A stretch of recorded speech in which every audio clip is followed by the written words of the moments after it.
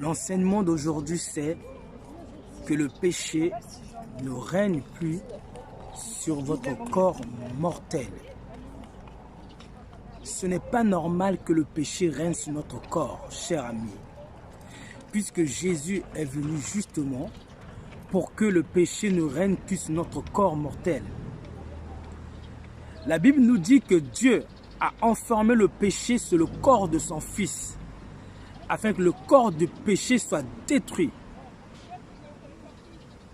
Chers amis, beaucoup de chrétiens se plaignent tous les jours de leurs fautes. Lorsque nous sommes surpris à faire des fautes, nous disons « Ah mais je ne suis pas Jésus, mais je suis aussi un être humain. Je ne suis pas le Saint-Esprit. » Chers amis, cela ne se dit pas en tant que chrétien. Nous sommes Jésus manifesté en chair. Nous avons reçu l'Esprit de Jésus afin de vivre la vie de Jésus sur notre corps. L'Esprit de Jésus habite en nous. L'Esprit Saint habite en nous, chers amis, afin que nous ne péchions point. Prenons un précepte. On va aller dans Romains 6, 12 qui nous dit,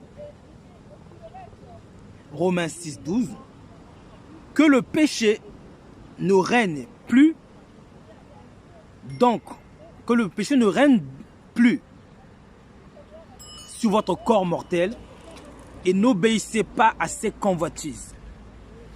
Nous sommes nombreux à obéir aux convoitises du péché. Dans Genèse, Dieu disait, voici le péché se couche à ta porte. Dieu parlait à Caïn. Domine sur lui ou il dominera sur toi. Dieu veut que nous dominions sur le péché et non l'inverse. Et Jésus est venu pour que justement ce péché ne domine plus. Jésus est venu nous donner maintenant le pouvoir pour nous dominer sur le péché. Alors que Caïn était dans le péché déjà, Dieu lui avait déjà dit domine sur le péché. Nous sommes dans ce monde afin de dominer sur le péché et d'hériter de la vie éternelle, chers amis. Car le péché tue l'existence de Dieu en nous, c'est-à-dire la gloire de Dieu en nous est réduite par la pratique du péché. Tout ce que notre conscience nous rend témoignage que est mal. Et bien sûr, tout ce que notre conscience nous témoigne de mal à la lumière des Écritures. Il ne s'agit pas de dire que parce que ma conscience me le reproche que c'est un péché, forcément non. Que disent les Écritures à ce sujet? Chers amis, nous n'avons pas le droit d'être dans la défaite. Il est dit, en fait, tout le monde pêche. Nous disons tout le temps, cela arrive à tout le monde de pécher. Nous avons beaucoup d'excuses. Nous donnons beaucoup trop d'excuses pour justifier que si nous péchons, c'est parce que nous sommes humains. Mais en réalité, pour Dieu, Dieu ne voit pas les choses de la même manière. Quand Dieu a dit que le péché ne règne plus sur votre corps mortel, c'est que Dieu nous interdit de pécher. Dieu trouve anormal que nous pratiquions le péché. En fait, en nous disant que le péché ne règne pas dans notre corps mortel, ça nous montre que le péché, on devrait pécher occasionnellement, accidentellement. Sans quoi Paul n'aurait jamais dit que le péché ne règne donc plus dans votre corps mortel. Romains 6, 10 nous dit, car il est mort, et c'est pour les péchés qu'il est mort, une fois pour toutes. Il est revenu à la vie, et c'est pour Dieu qu'il vit. Frère, regardez, Jésus était mort, mais il est revenu à la vie, et maintenant qu'il est revenu à la vie, c'est pour Dieu qu'il vit. Ce n'est plus pour lui-même. Pourquoi? Parce qu'il est mort. Christ était déjà mort à l'intérieur de lui déjà. La vie de Christ qui consistait à porter sa croix jour après jour, aller de lieu en lieu, annoncer la bonne nouvelle, était déjà une mort sur ses intentions, sur ta volonté. Puisqu'il dit, je suis descendu du ciel, non pour faire ma volonté, mais pour faire la volonté de celui qui m'a envoyé. Vous voyez, il était déjà mort à l'intérieur de lui. Il portait déjà sa croix. Mais la mort qu'il a effectuée à la croix était pour toi et moi, frère. Pour que le corps du péché soit collé sur son corps. Et maintenant que le corps du péché est collé sur son corps, il est mort afin de détruire le corps du péché pour que vous et moi ne soyons plus esclaves du péché. Je prends le verset. On nous dit dans Romains 6 verset 6, sachant que notre vieil homme a été crucifié avec lui. Notre vieil homme à nous, Dieu l'a placé sur Jésus. Notre vieil homme à nous, notre chair, Dieu l'a placé sur Jésus. Donc, sachant que notre vieil homme a été crucifié avec lui, afin que le corps du péché fût détruit, pour que nous ne soyons plus esclaves du péché, chers amis. Il est intolérable pour le royaume de Dieu que nous soyons esclaves du péché, du mensonge, des adultères, des impudicités, des vols, des escroqueries, de l'insoumission, de la rébellion, de la violence, de la jalousie, de la haine, de la colère, de l'injustice, de la maladresse, de l'imprudence. Il est intolérable pour Dieu que nous soyons esclaves du péché.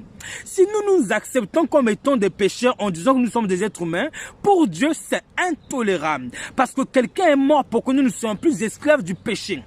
Quelqu'un est mort. Quelqu'un a payé pour que toi et moi nous ne soyons plus esclaves du péché. Chers amis, cessons de nous regarder comme étant des pécheurs naturels.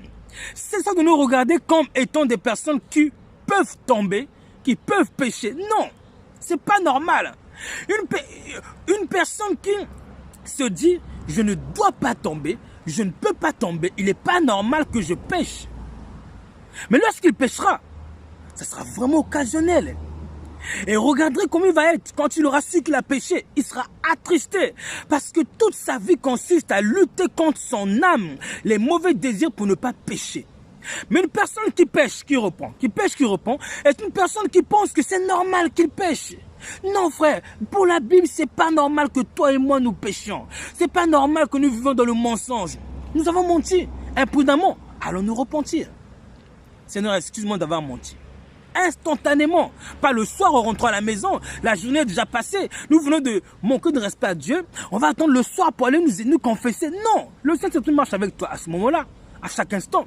Alors maintenant tu sais que le mensonge déplaît à Dieu, excuse-toi devant le Seigneur tout de suite. Confessons notre péché devant Christ tout de suite.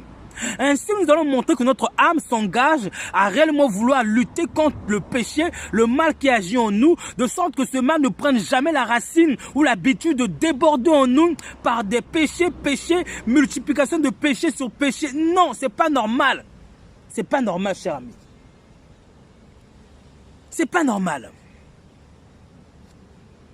Continuons. On nous dit dans Romains 6, 7 maintenant, car celui qui est mort est libre du péché. Celui qui est mort, celui qui a renoncé à son caractère, à sa personnalité, à sa volonté, ses mauvais désirs, son impudicité, ses projets à lui qui n'ont rien à voir avec Dieu. C'est-à-dire que celui qui est prêt à renoncer à sa vie pour laisser Dieu être le seul maître de sa vie, celui-là est mort à lui-même. Puisqu'il est mort, puisqu'il n'a plus ses désirs à lui, ses envies à lui, ses plaisirs à lui, c'est un cadavre. Est-ce qu'un cadavre a encore des désirs à lui propres? Non. Est-ce qu'un cadavre va dire que je veux absolument avoir ceci, j'exige d'avoir cela? Non. Le cadavre n'a plus de désir. Et Romains 6, 7 nous dit, car celui qui est mort est libre du péché. Je prends une autre version.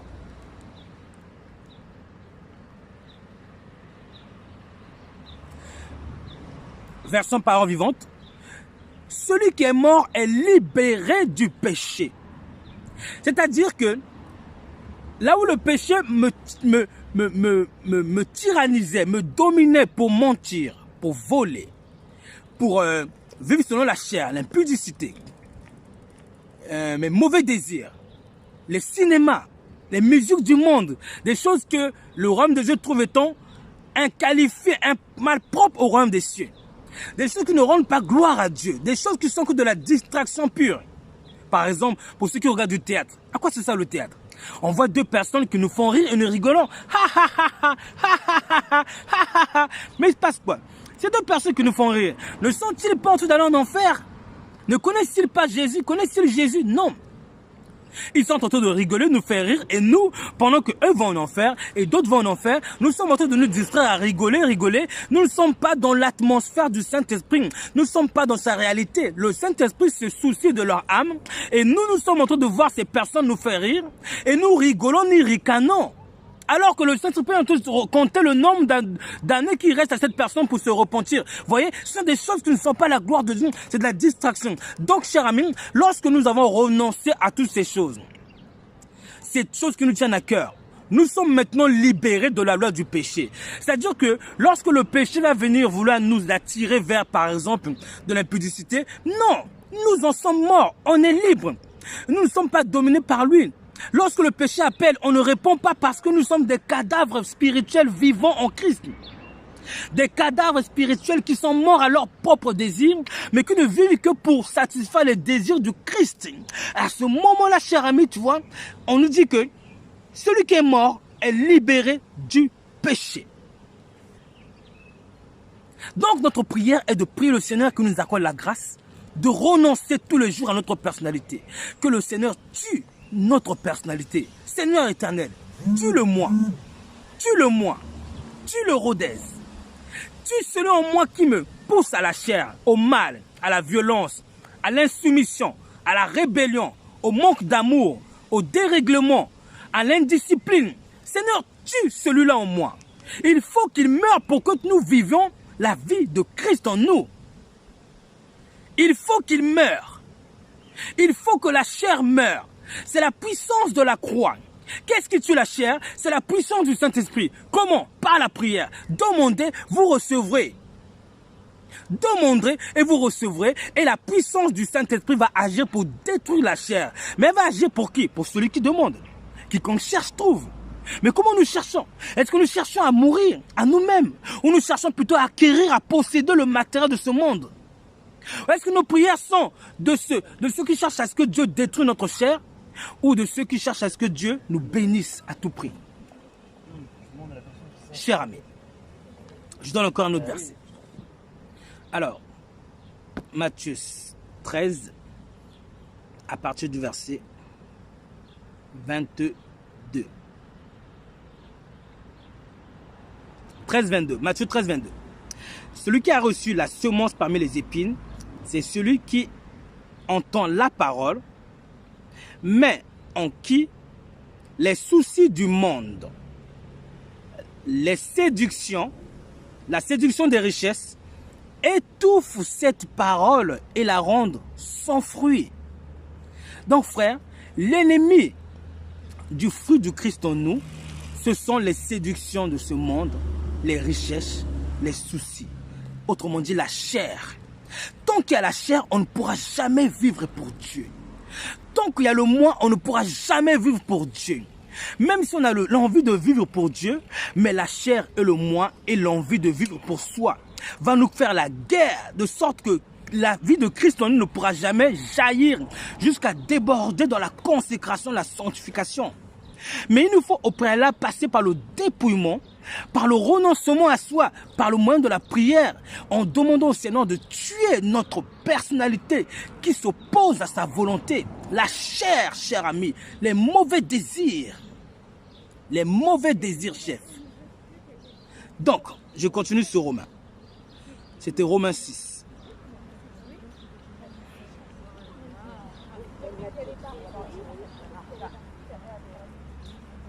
Alors, Romains 6. On nous disait au verset 12 que le péché ne règne donc plus dans votre corps mortel et n'obéissez point à ses convoitises. C'est un ordre du Seigneur. Le Seigneur a dit, n'obéissez plus aux convoitises du péché. C'est un ordre qui est accompagné d'une grâce. Regardez. Dans la Bible, on nous dit que lorsque Dieu dit, la chose arrive à l'existence. Quand Dieu dit que la lumière soit, et la lumière fut.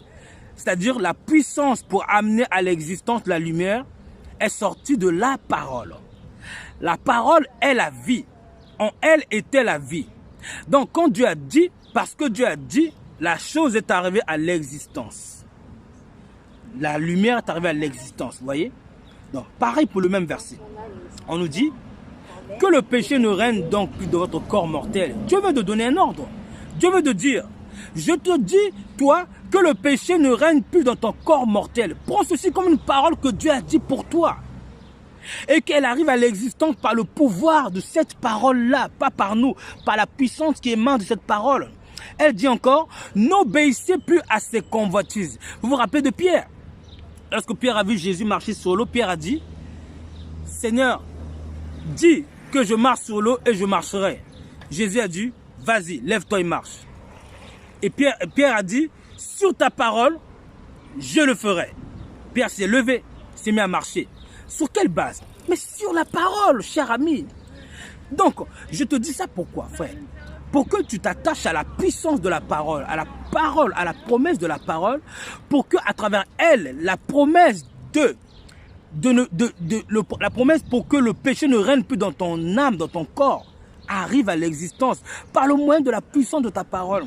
Moi, je te dis, aie foi en cette parole. Elle a dit que le péché ne règne plus sur ton corps mortel. Prends cette parole pour toi et dis, Seigneur, qu'il m'en soit fait ainsi, comme tu l'as dit, que le péché ne règne plus sur mon corps mortel et que je n'obéisse plus à ces convoitises sur la base de ta parole, frère. Donc, frère, la Bible nous a donné une direction. Nous ne devons plus obéir aux convoitises du péché. Verset 13. Ne livrez pas vos membres au péché. C'est un ordre du roi. Qui aime Dieu, garde ses ordres, obéit à sa parole. Ne livrez plus vos membres au péché comme des instruments d'iniquité, mais donnez-vous vous-même à Dieu. Qu'il me soit fait de me donner moi-même à Dieu sur la base de cette parole au nom de Jésus. Voilà la prière, frère. Donnez-vous vous-même à Dieu comme étant mort que vous étiez et offrez vos membres comme des instruments de justice. Voici les ordres. Des ordres qui sont accompagnés de la puissance de la parole pour amener à l'existence la volonté de Dieu, qui est même encore cette parole. Frère, on n'a pas le droit de pécher. Pécher est interdit pour un chrétien. On ne doit pas accepter que nous sommes des êtres humains qui péchons. Les incroyants n'ont pas reçu la puissance de Dieu par la foi en Jésus. Mais nous avons reçu la puissance de Dieu par la foi en Jésus. On ne peut pas se prétendre comme étant des êtres humains normaux qui pêchent. Non. Je ne dis pas qu'on ne pêchera jamais. Je dis que ce n'est pas normal que nous péchons. Car la Bible dit que ce n'est pas normal que nous péchons. Alors nous devons lutter tous les jours contre notre âme pour ne plus pécher. Toute notre vie doit consister à vaincre le péché. Car il est dit d'ailleurs, c'est celui qui vaincra, qui héritera. Colossiens 12, à partir du verset, Colossiens 2 à partir du verset 10 nous dit, 2:10 nous dit, vous avez tout pleinement en lui, qui est le chef de toute domination et de toute autorité. Alors, comment Dieu va nous comprendre? Nous avons reçu de Christ toute sa plénitude de la puissance de la gloire. Et nous vivons esclaves du péché. Est-ce que nous pensons que Dieu va nous comprendre? Non, cher ami, Dieu ne va pas nous comprendre. Pour Dieu, on a reçu toute la gloire de Christ. Pour comme Christ vaincre le péché. Ainsi, les Écritures disent à celui qui vaincra, il héritera ces choses. Apocalypse 2, 11. Celui qui vaincra n'aura pas à souffrir la seconde mort. Pourquoi Dieu dit celui qui vaincra? Dieu exige que nous soyons des vainqueurs. Mais pourquoi Dieu exige que nous soyons des vainqueurs? Parce que Dieu nous a tout remis par son Fils. Et Dieu ne tolère pas que nous soyons défaitistes. Si nous sommes défaitistes, c'est à cause de nous, pas à cause de Dieu. Parce que Dieu a donné toute sa gloire. La Bible nous dit dans Éphésiens que l'Esprit de Dieu est un gage de notre héritage. C'est un gage, c'est-à-dire un gage.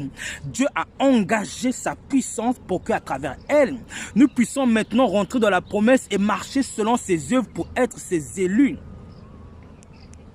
Je prends un autre verset. Apocalypse 2, 26. À celui qui vaincra et qui gardera mes œuvres jusqu'à la fin, pas seulement garder, mais garder jusqu'à la fin, je donnerai autorité sur les nations.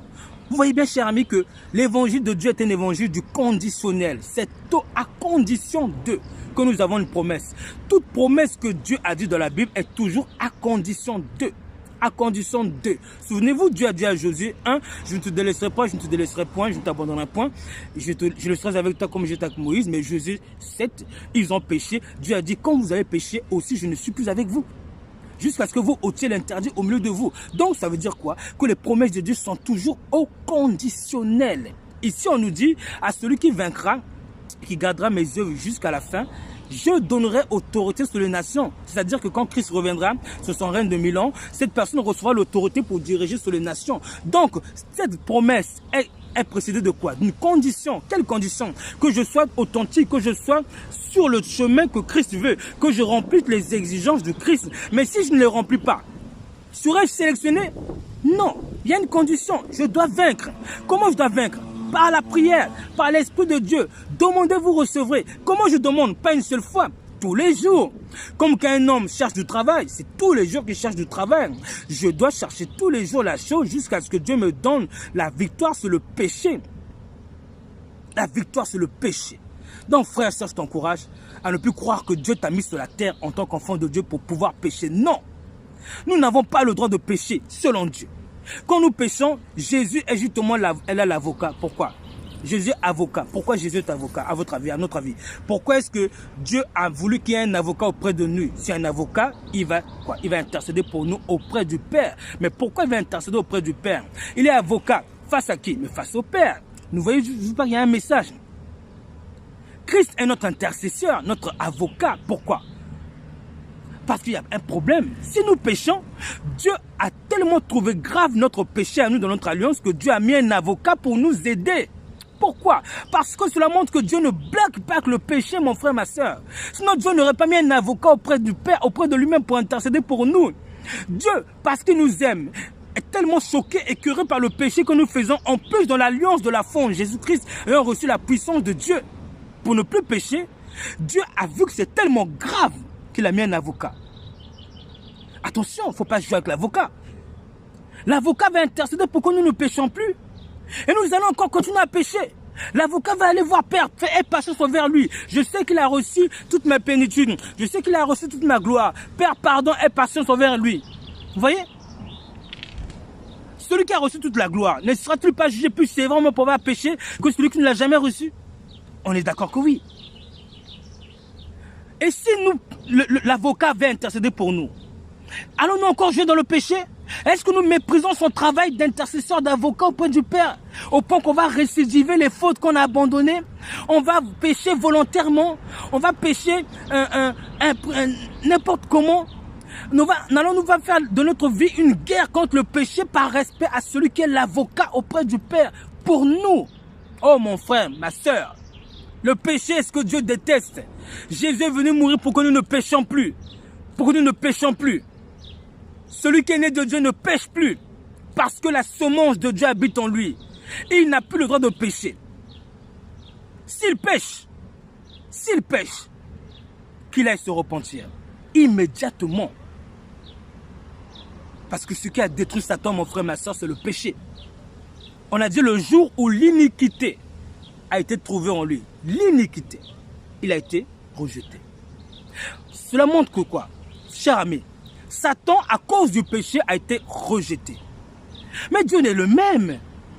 Pas parce que nous sommes des enfants de Dieu que Dieu nous fera. Dieu va laisser que le péché subsiste dans son royaume. Non. Satan est dans son royaume, Satan. Cher ami, ne jouons pas avec le péché. Ne jouons pas avec le péché. Donc pour conclure, je repars à Romains 6. Sachant que notre vieil homme, Romains 6, sachant que notre vieil homme a été crucifié avec lui, afin que, ou dans le but que, le corps du péché fût détruit, pour que nous ne soyons plus esclaves du péché. Donc Christ est mort pour que vous et moi ne soyons plus esclaves du péché, mon frère, ma soeur. Si nous sommes dominés par le péché, Christ n'a pas encore accompli, plutôt sa volonté n'est pas encore achevée en nous. Si le péché règne dans notre corps, Christ n'a pas encore gagné cette âme-là.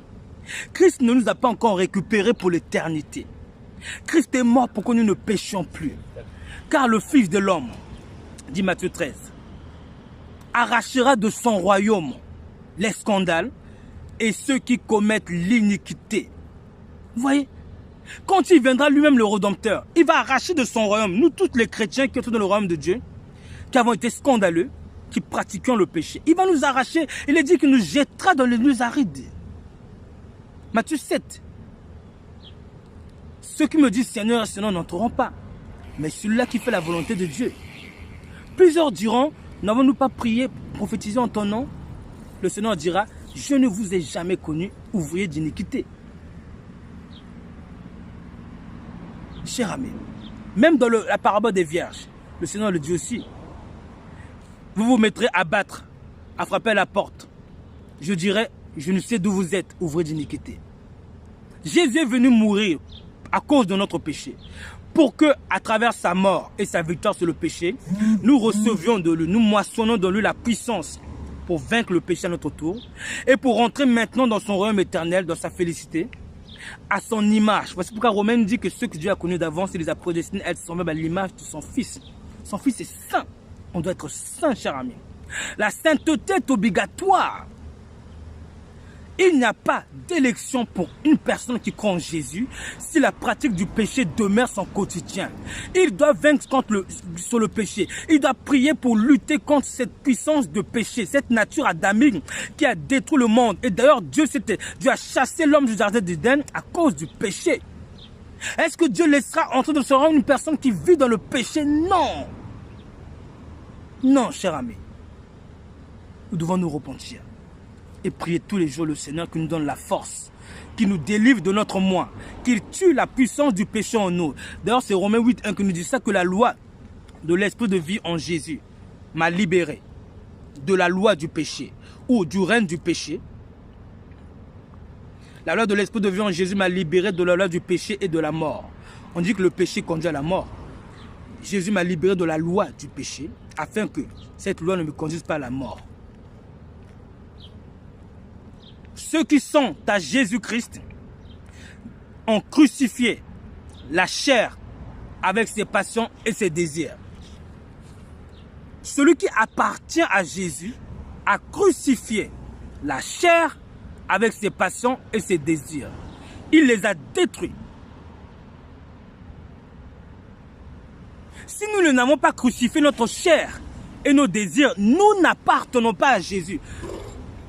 Mon frère, ma soeur, si tu crois que tu appartiens à Jésus sans avoir crucifié ta chair et tes passions, cette foi-là ne vient pas de la Bible, elle vient de toi.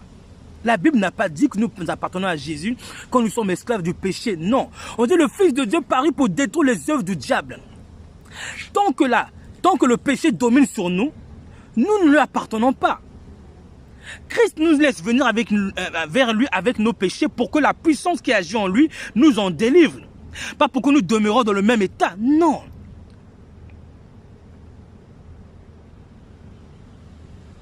Il nous faut crucifier la chair et les passions afin d'appartenir à Jésus. Et si la chair et les passions ne sont pas crucifiées, alors nous avons un maître, c'est la chair. Qui est au-dessus de la chair? Le diable. Donc nous allons appartenir à notre maître. La Bible le dit. Alors c'est Romains 6 toujours, au verset 16. Ne savez-vous pas que chacun de nous agisse comme si c'était à lui qu'on parlait? Ne savez-vous pas qu'en vous livrant à quelqu'un comme esclave pour lui obéir, vous êtes esclave de celui à qui vous obéissez, soit du péché qui mène à la mort, ou de l'obéissance qui conduit à la justice. Autrement dit, quand je décide d'obéir à une personne, je me constitue son esclave, n'est-ce pas? Je décide de trouver un travail où j'ai un patron et je décide d'être son serviteur. Il me donnera des ordres, il me paiera à la fin. N'ai-je pas décidé de moi-même devenir son esclave? Oui. Je suis devenu son esclave consentant. Mais la Bible nous dit que ne savez-vous pas qu'en vous livrant à quelqu'un comme esclave pour lui obéir, vous êtes son esclave maintenant. Mais lui, en tant que maître, qu'est-ce qu'il va faire? Il peut me prendre. Le péché va te prendre. Va décider de te ramener où il veut, sans ta volonté. Un esclave n'a plus de droit. Un esclave n'a plus de droit. Si nous sommes esclaves d'une personne, n'est-ce pas que cette personne peut décider de notre sort? Il peut décider de notre vie? Il peut nous prendre, nous ramener où il veut sans notre volonté, notre consentement? Je parle de manière spirituelle. Lorsque nous sommes esclaves de Dieu, nous faisons de Dieu le maître de nos circonstances. C'est-à-dire que si Dieu, Dieu en tant que maître, il va décider que bon, demain, je décide de t'ouvrir la mer pour que tu traverses. Je décide de te conduire dans un pays où tu seras dans le repos. Ou je décide de te conduire dans un endroit où tu seras dans l'épreuve brisée. Dieu, en tant que maître, choisit. Comme Dieu, quand il est venu délivrer Israël, c'est constitué son maître. Et maintenant, Dieu les a ramenés au désert, selon sa volonté. On nous a bien dit que nous sommes censés être esclaves du Christ. Alors, donc, si le péché est mon maître, qu'est-ce que le péché va me faire? Il va me conduire à mentir. Demain, le péché en tant que maître va me pousser à voler. En tant que maître va me pousser à commettre des impudicités, à convoiter. Il va me pousser à les séduire. Il va me donner des envies d'avoir un style de vie de séductrice, d'une personne qui suscite la convoitise afin de faire pécher autrui et que ce autrui soit jugé pour avoir péché et moi étant devenu l'instrument. Que va-t-il se passer? N'est-il pas en train de me conduire dans le jugement? Vu que Satan va dans le jugement, le péché n'est-il pas en train de me conduire sur le jugement de Dieu? Alors le péché va m'amener dans le jugement de Dieu et je serai jugé par Dieu. Pourquoi? Parce que j'ai fait du péché mon maître en devenant volontairement son esclave. Comment? En obéissant à ce convoitises, nous disent ici Romains 16, Romains 6, 16. Ne savez-vous pas qu'en vous livrant au mensonge comme esclave pour l'obéir, vous êtes esclave du mensonge? Ou bien, ne savez-vous pas qu'en vous livrant à l'amour, à la bonté, à la sagesse, comme esclave pour l'obéir, vous êtes esclave de l'amour, esclave de la sagesse, de la bonté. Ainsi, la sagesse, la bonté, l'amour, la maîtrise de soi, la bénignité, la soumission, la tempérance, la discipline, si je me constitue leur esclave, mais ces fruits de l'esprit vont me ramener en tant que maître, où eux ils veulent. Où ça? C'est où leur maison? C'est le ciel, chez Jésus. Mais si je me constitue l'esclave du péché, du mal, de la convoitise, de la séduction, de l'impudicité, de toute forme de séduction, séduction vestimentaire, de la haine, de la violence, du monde, de la cupidité, de la violence, de toutes ces choses, qu'est-ce qu'ils vont me faire? Ils vont me ramener dans leur destinée à eux. Leur destinée à eux, c'est l'enfer.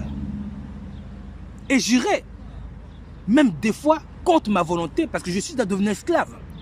Il faut que je me repente, j'appelle le Seigneur, que le Seigneur tue en moi la puissance du péché. Et que de ma propre volonté, je décide de me rebeller contre la puissance du péché. En me forçant à obéir à la justice, par la grâce du Saint-Esprit. Et en invoquant la grâce du Saint-Esprit pour vaincre la chair et ses désirs. En devenant esclave de l'obéissance, l'obéissance me conduira à la justice et à l'éternité. En devenant esclave de la rébellion face à la parole, l'esprit de la rébellion me conduira à l'injustice et à l'éternité de l'enfer avec le diable. Chers amis, comprenons ceci, les démons que nous chassons, les démons que nous nous moquons, ces esprits impurs, si nous ne renonçons pas au péché, c'est l'éternité que nous allons passer auprès de eux, dans leurs bras, sous le même jugement. Là où Dieu les a jetés, où ils vont aller demain, nous serons avec eux. Après avoir été enfants de Dieu, nous serons des enfants de Dieu jugés par les fautes, pour avoir commis des fautes dignes du diable. Dieu déteste Satan à cause du péché. Nous avons vu qu'Ézéchiel 14 nous montre comment Dieu aimait Satan quand il était appelé Lucifer. Tu étais une perle précieuse, pleine de jaspes et de sardoine, etc., etc. Dieu vantait cet esprit. Mais lorsque l'iniquité a été trouvée, regardez la haine du péché, une personne que Dieu aimait, regardez ce que Dieu en a fait.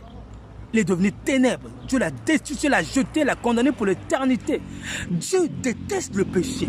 Notre Dieu déteste le péché. Le petit mensonge que nous faisons, que nous blaguons, la petite convoitise ou l'injustice, l'escroquerie que nous faisons, le mépris de l'autre, l'indifférence envers les autres, la rébellion qu'on fait à nos chefs, à nos parents, à nos maris, le manque d'amour à nos femmes, ceux qui pillent les églises avec des dîmes, qui forcent les gens à payer des dîmes. Nous sommes en train de nous livrer au péché. Et à force de nous livrer au péché, nous allons nous détruire. Toutes ces choses que nous faisons, que nous blaguons, le petit péché que nous faisons, tout petit, on dit oh c'est pas grave. le petit péché, le tout petit péché, il peut grandir. Il peut grandir et donner accès à Satan. Un petit péché négligé peut devenir 100 000 petits péchés dans beaucoup de péchés. Frère, lève-toi et lutte contre ta chair. Lève-toi et renonce à toi. Lève-toi et consacre-toi. Lève-toi et vérifie si à la lumière de la parole, tu es conforme à la sainteté que Dieu exige dans la parole. Il faut avoir le contact et le droit pour mettre ça. Lève-toi et bats-toi pour ton salut, pour ton élection. C'est l'élection qui est en jeu. C'est ton élection qui est en jeu. Ton élection est en jeu. Tu comprends ton élection. Combien de temps tu as souffert dans ce monde? Par des tribulations, des persécutions, tu as souffert. N'as-tu pas prié?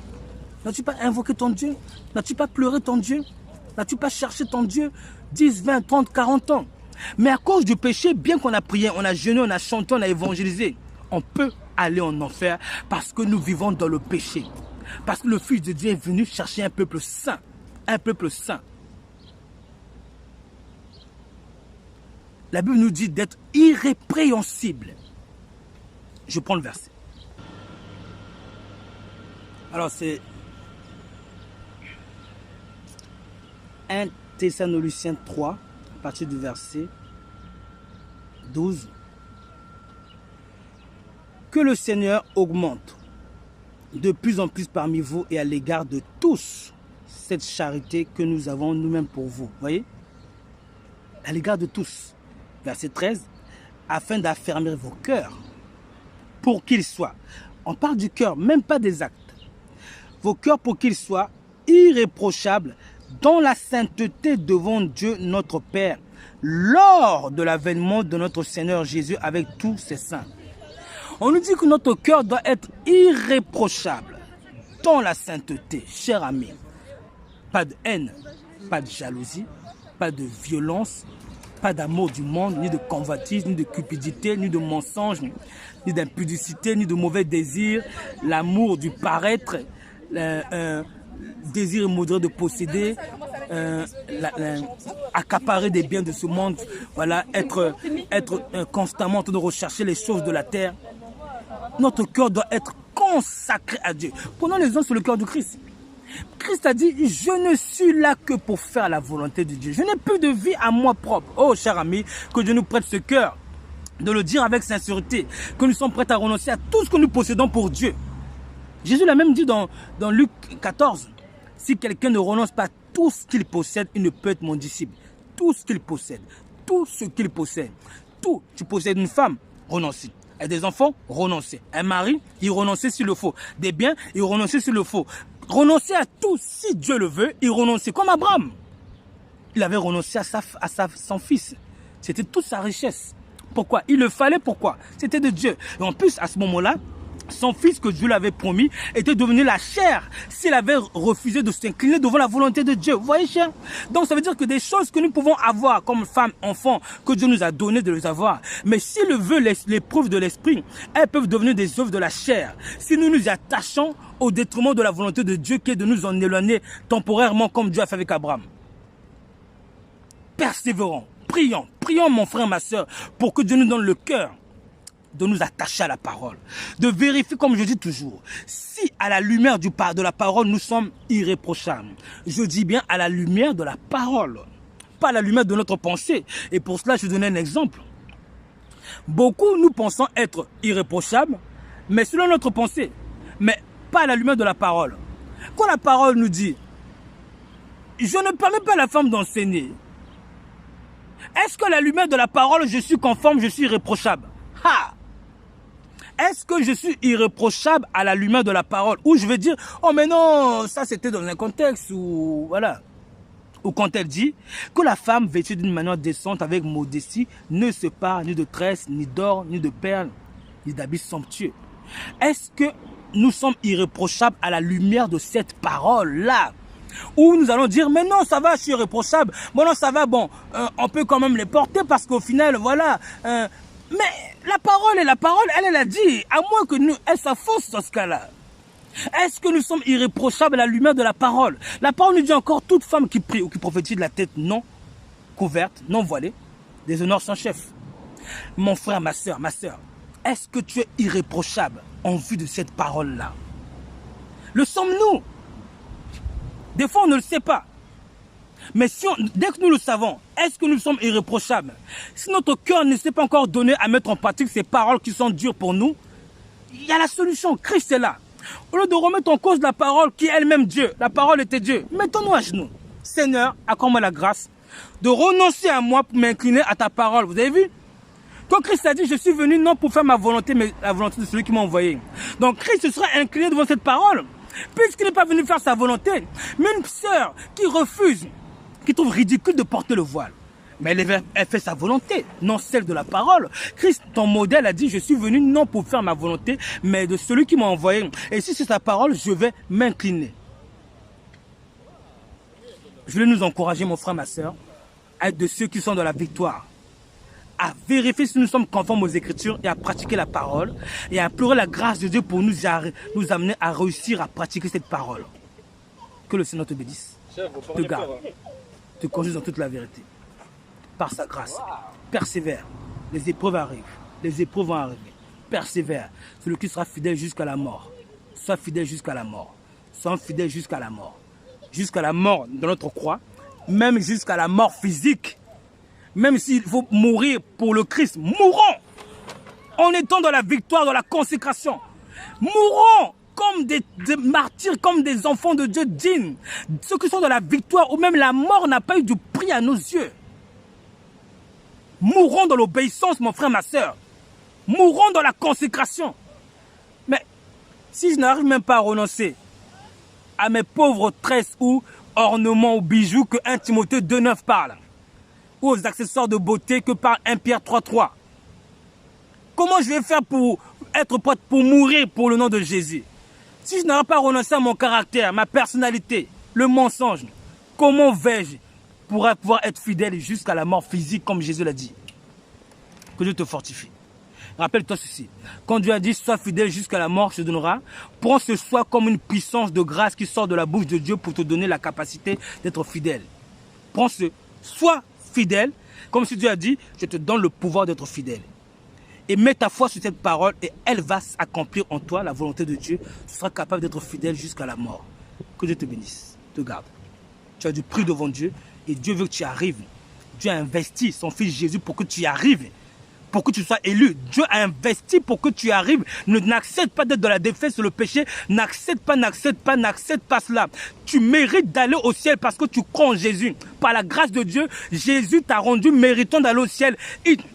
Pas mérité par nos œuvres. Mais la grâce de Dieu a fait que Dieu nous rend capables d'aller au ciel. Nous méritons parce que déjà Dieu a fait ce qu'il faut pour que nous puissions aller au ciel. Persévère, tout entre tes mains. Dieu t'attend, Dieu te tend la main, tu as la puissance de Dieu. Prie Dieu qui te donne le pouvoir de renoncer à toi et de pratiquer la parole afin que tu sois élu, mon frère, ma soeur. Que Dieu te fortifie.